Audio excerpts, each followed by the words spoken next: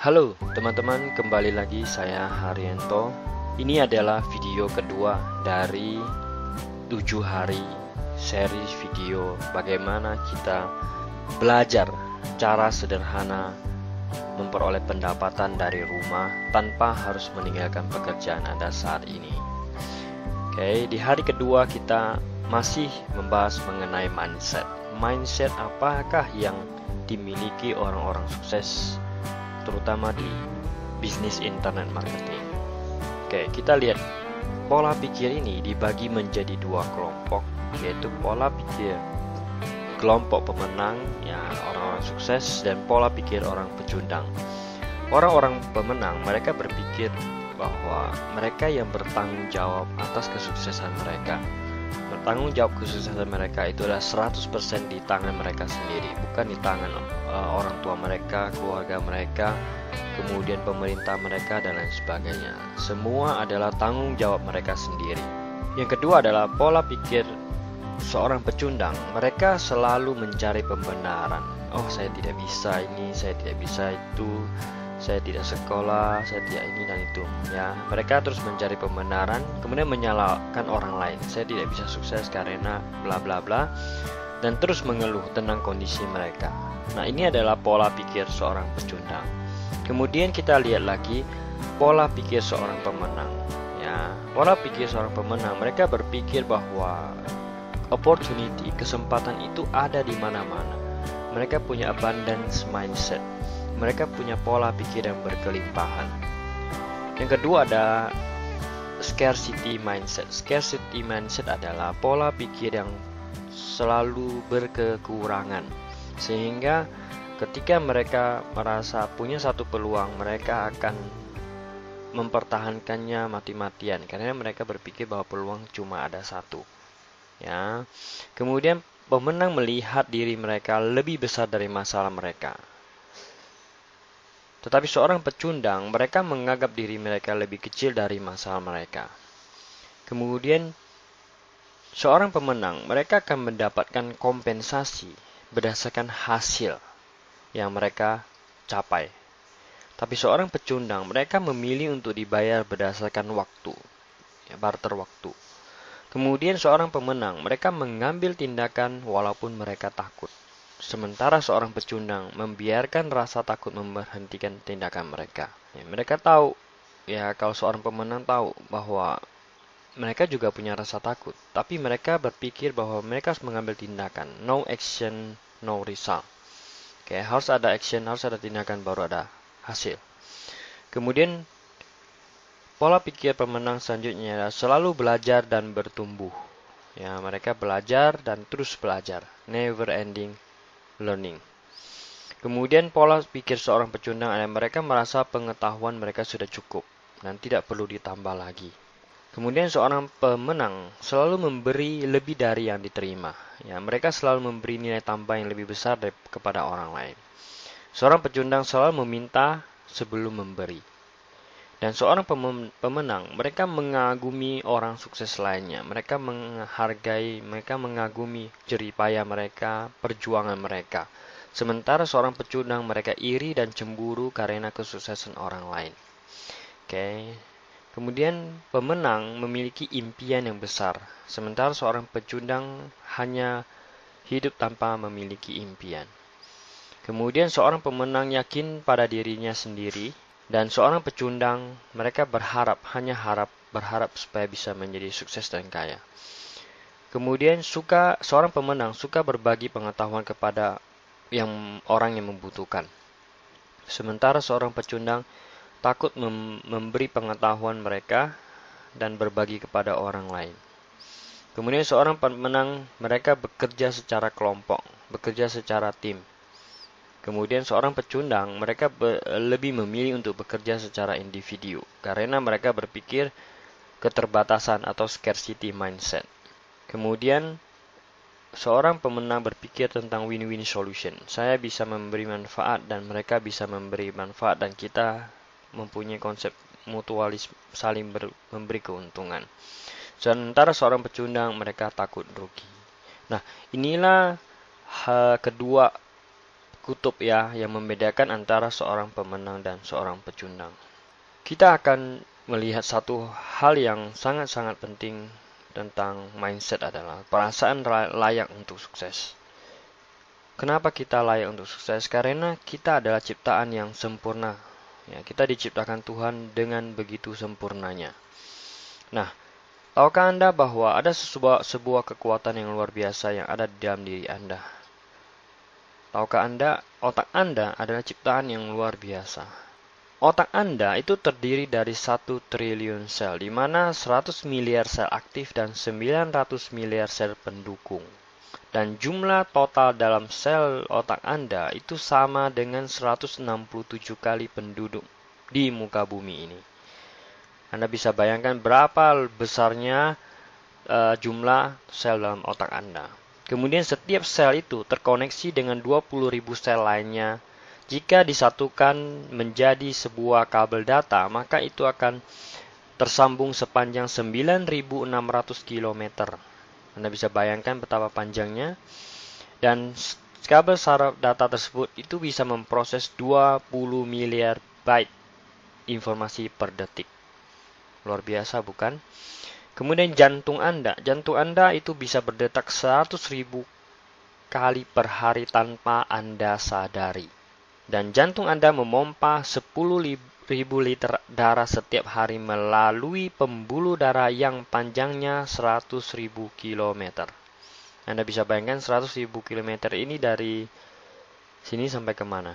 Ya. Kemudian mata Anda itu bisa membedakan 10 juta warna. Dan otak Anda akan bisa, kalau Anda satukan, konsentrasikan, itu bisa mengangkat beban sebanyak 25 ton. Oke, luar biasa bukan kekuatan otak Anda? Nah, Anda adalah ciptaan yang sempurna. Ya. Nah, tapi masalahnya kenapa kita tidak bisa mencapai apa yang kita inginkan? Karena kita memprogram pikiran kita dengan kata-kata seperti saya tidak mungkin bisa, saya tidak cukup baik, saya sudah seperti ini adanya. Nah, tahukah Anda bahwa setiap hari Anda melakukan percakapan pribadi kepada diri Anda itu sekitar 65.000 kali. Anda tahu bahwa pikiran Anda, the mind is everything, what you think you become. Ini adalah kutipan dari nasihat Sang Buddha. Beliau mengatakan bahwa pikiran adalah segalanya. Apapun yang Anda pikirkan, maka itulah yang akan terjadi. Anda bisa membayangkan bahwa pikiran Anda ya seperti sebuah komputer, di mana komputer ini memiliki sebuah spesifikasi yang sangat tinggi. Dia punya prosesor yang sangat tinggi, dia punya memori yang sangat tinggi, dia punya kapasitas hard disk yang begitu tinggi. Tetapi yang terjadi adalah peralatannya begitu canggih, tapi di dalam komputer Anda ada virus atau softwarenya terjangkit virus. Apa yang terjadi? Maka komputer Anda akan bekerja secara lamban dan tidak optimal. Itulah yang terjadi pada diri kita. Kita memiliki sebuah perangkat hardware yang luar biasa, tetapi pikiran kita terkontaminasi dengan program keyakinan yang negatif sehingga kita tidak bisa berkembang sama sekali. Perlu Anda tahu bahwa pikiran Anda itu terdiri atas 2 bagian, yaitu pikiran sadar dan pikiran bawah sadar. Pikiran sadar Anda hanya mengendalikan 12% dari tindakan Anda, kebiasaan Anda, dan tingkah laku Anda. Dan ternyata 88% pikiran bawah sadar Anda mendominasi tindakan perilaku Anda setiap harinya. Dan itu tidak Anda sadari karena itu adalah bawah sadar. Karena program yang ada di bawah sadar Anda yang mengendalikan tindakan Anda. Oleh sebab itu, jika Anda ingin menjadi orang yang sukses, maka Anda harus merubah program yang ada di bawah sadar Anda. Anda bisa lihat kekuatan pikiran bawah sadar Anda. Pikiran bawah sadar Anda bersifat irasional. Contoh, kalau Anda nonton film sinetron, Anda melihat sebuah kejadian yang menyedihkan, mungkin Anda bisa menangis dan lain sebagainya. Padahal Anda tidak terlibat di dalamnya. Anda hanya sekedar menonton. Itulah pikiran bawah sadar yang bersifat irasional. Kemudian ada garbage in, garbage out. Artinya data yang masuk akan diproses terlebih dahulu. Oke, apa yang tertanam di pikiran bawah sadar Anda awalnya ya mungkin akan menjadi landasan untuk memproses data atau informasi selanjutnya. Dan pikiran bawah sadar Anda tidak bisa membedakan apa yang bersifat salah atau jangan. Ya, oleh sebab itu jika Anda melihat sebuah pelang ya tempat pembuangan tertulis misalnya jangan membuang sampah di tempat ini, maka orang akan membuangnya. Kenapa? Karena orang tidak bisa mengerti antara benar dan salah. Pikiran bawah sadarnya tidak mengerti kata jangan.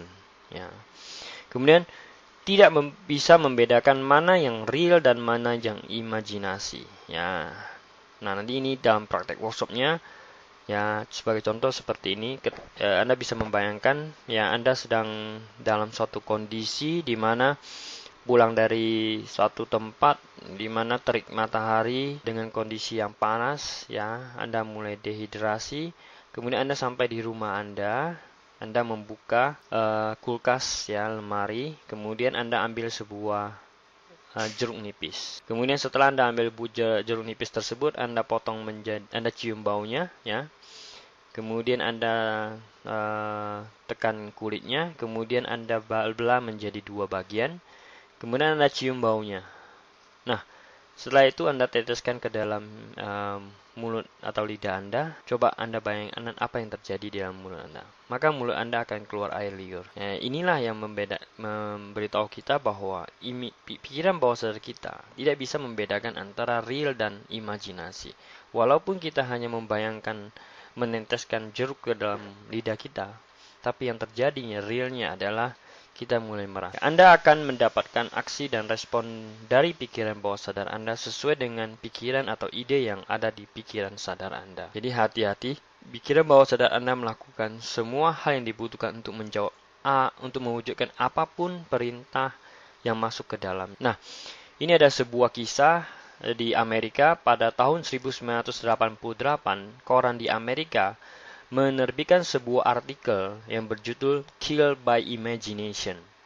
Ya, diceritakan di situ bahwa ada seorang pekerja pembersih box freezer truk ya untuk mengangkut buah-buahan. Ya, Anda sering melihat ada sebuah truk ya, mungkin boxnya itu berisi freezer sehingga mereka bisa mengangkut buah-buahan atau sayuran ke tempat tujuan lebih segar.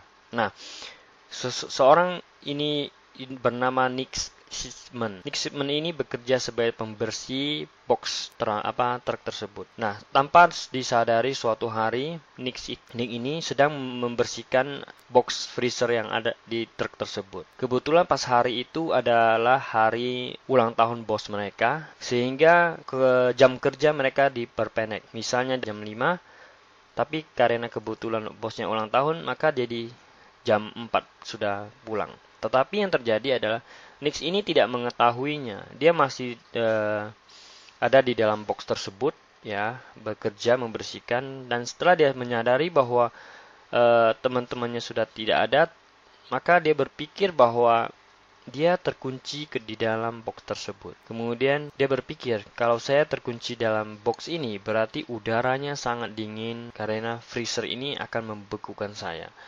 Kemudian dia berpikir dan terus mengambil sebuah pisau dan menulis di lantai kayu bahwa I feel cool, I feel cool. Saya merasa dingin, saya merasa dingin. Dan akhirnya Nick ini meninggal dalam kondisi membeku. Nah, setelah dia lakukan investigasi, ya, ternyata suhu di dalam box tersebut adalah 50 derajat Fahrenheit. Artinya tidak bisa membekukan orang. Ya, tapi Nick ini meninggal karena imajinasinya. Nah, ini yang luar biasa sekali ya, bahwa pikiran Anda, imajinasi Anda bisa menciptakan sesuatu yang Anda inginkan. Oke, inilah kekuatan dari mindset Anda. Hati-hati dengan pikiran Anda karena pikiran Anda menciptakan dunia di luar Anda.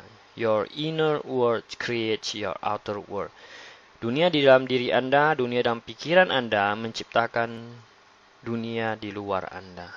Oke, inilah video kedua ya dari seri video kursus online kita. Sekian dari saya, semoga bermanfaat. Sampai jumpa Anda di video berikutnya.